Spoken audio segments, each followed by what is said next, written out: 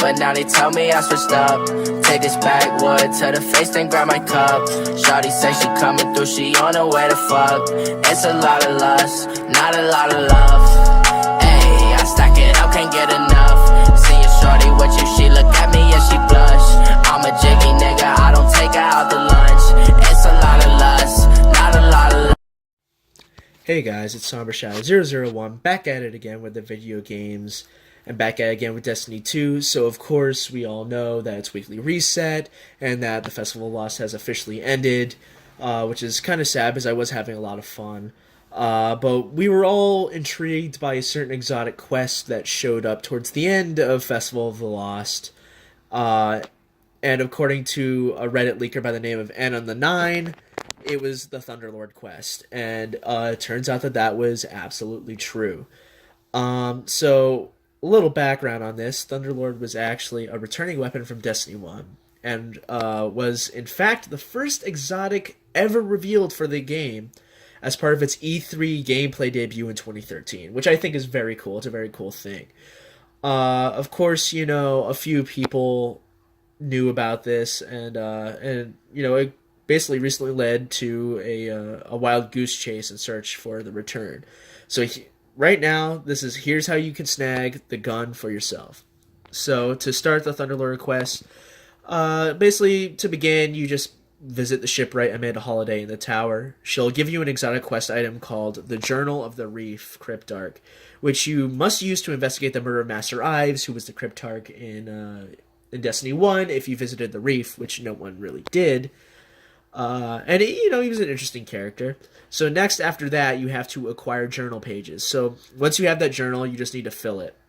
So this can be acquired by decrypting legendary or exotic engrams, or defeating fallen majors and ultras in the European Dead Zone.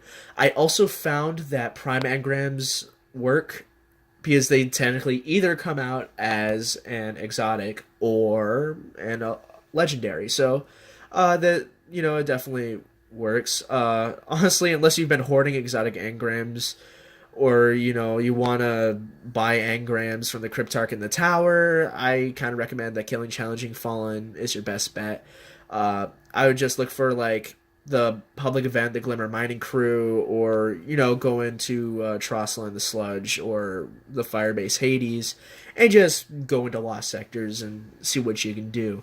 You can obviously buy the engrams from Master Rahul if you have the amount of legendary shards.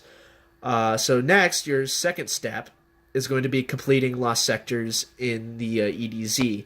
So this step, basically, is that Holiday's decrypted, the journal pages, and it's time to clear out, a specific Lost Sector. So you'll need to head to the EDZ again and complete the Atrium, Terminus East, and Widow's Walk, which are all in Trostland. So they're basically the only Lost Sectors in the Trostland area of the EDZ, so it shouldn't be hard to find. There is a map of Lost Sectors finally now that you can see them in the map, so that shouldn't be hard. So once you've completed those 3 Lost Sectors, you then want to head west to the outskirts of the EDZ. The 4th and final Lost Sector you need to complete is called Whispered Falls, and it's located in the northwest corner of the outskirts. You'll be able to find it. Complete that, and you'll receive a powerful gear drop. Your journal will also update again, and the say, of course, again, that the trail has once again gone cold. I also forgot to mention earlier in the video that this is time-gated, or it was time-gated at a time, so you could only do it every other week over 3 weeks, which was what the Reddit leak entailed, as well as this next part. So, of course, you have to wait. But the next part of the quest, which I think is interesting. So, if you haven't done the quest, I advise you click off this video now, because there are going to be significant spoilers ahead. And I mean significant spoilers ahead. This is big. This is big, and it proves that Ann on the 9 was absolutely right. It was absolutely right. And so this is basically the last part of the mission. So what you have to do is you have to return to Whispered Falls. There will be a mission waiting for you. You go all the way through the Lost Sector. You don't have to complete it. And the mission will be a teleporter. You hold square, as you always do, or your interact button. and you go through the teleporter.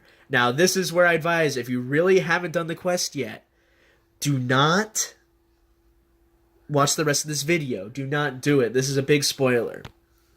Okay? Now that you clicked out the video, the quest takes you to a journey back to the old favorite, the Cosmodrome in old Russia. And if you don't know that, that's basically the place where players first set foot in Destiny's universe 4 years ago. It's the very first place you spawned in. So you go through there, you kill enemies. There's a boss encounter, which is actually kind of difficult, or at least overwhelming at the time. The boss is very tanky, and it seems like the ads never stop spawning. You have to be very careful, I would say. Try not to die. Halfway through the boss, like when the boss is about half health, a servitor will spawn in. It will sometimes give it a shield. I recommend as soon as that server spawns in, just destroy the servitor as quick as you possibly can. And once you do that, it'll tell you to leave the Cosmodrome. Be sure to check one of the rusty cars, because there is a scannable. It'll lead you on a big old, basically, paper trail of all these scannables there. I think it'll be very interesting. Honestly, breathe in the nostalgia. Have fun. So after you trek through the whole, destroyed snow-covered land, you get the final exotic engram by meeting with Amanda Holiday. She gives you an engram. You then have to go to the Cryptarch in the tower, and the engram will decrypt into Thunderlord. So this is the first exotic that is a heavy machine gun in Destiny 2. Heavy machine guns were a big thing back in Destiny 1. They were probably like the best heavy weapon that you could possibly get. So what is great is that this Thunderlord is definitely a bit different from its predecessor in Destiny. Actually, I feel like it's even better than its Destiny 1 version. The Destiny 1 version was pretty good. So we're going to go over the perks right here. So the first perk we have here is Rain Havoc. Kills with this weapon generate lightning strikes from above. Oh, it's so good. So back in Destiny 1, there was a hidden perk on Thunderlord that was called Dragonfly, which is what you now know currently. With this, though, they made it its main perk now, and instead it's on any random kill, which I like, and it's so good. One, it's a giant AoE that can chain to other people. You'll see the video. It's absolutely insane. Of course, it has Feeding Frenzy, which means the longer you hold down the trigger, the faster it fires, and you also have, that's lightning rounds. That is totally my fault. Feeding Frenzy is every kill gives you bonus reload speed, which you definitely need for a gun like this, considering that the reload speed for this specific archetype is incredibly slow. From what I've heard, amazing weapon. People love it. People have been saying, at least I think it is, the new dominant Crucible weapon, or at least for heavy slots. Considering that this is insane, you get 55 bullets from one heavy ammo brick in Crucible, which I feel like needs to be toned down, because dear God, you can wipe out an entire team with that. Honestly, I think it's very good. It's even better than its Destiny 1 variant, which was kind of expected, and, it has generally positive buzz about it. Honestly, I feel like there's, a couple setbacks. I feel like the quest could have been I felt like it could have been better executed. I really do. This whole time-gated nonsense I don't really like. No one liked it for Polaris Lance. No one liked it for Sleeper Simulant back in Destiny 1. It's just, it doesn't make for good content. It just feels like you're trying to extend the life of the game. People, from what I've heard, the general consensus is what they wanted with the quest was more of a... They wanted more of a Whisper-style quest, where it was a secret thing that you could, find, and you would end up... the Cosmodrome thing is cool. Everyone loves that.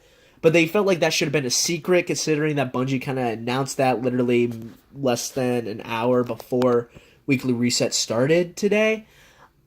I kind of agree with that. I don't really like that.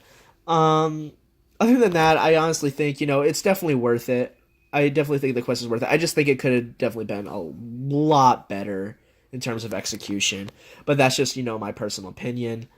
Anyway, I just wanted to say, to end on the line, holy crap, man, you've been calling it left and right. You were right about the 3 weeks time gated. You were right about the Cosmodrome. You're also right about the new supers in Forsaken before Forsaken came out.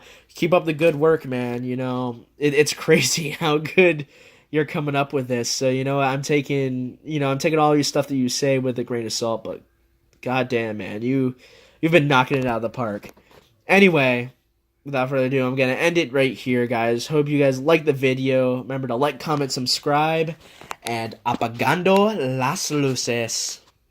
6 and West Roof, I can see it all. Hold on to my hand, that's my little dude. Look at Kenzo, slagging like it's Paul. One for the occasion and get your good suit. Fuck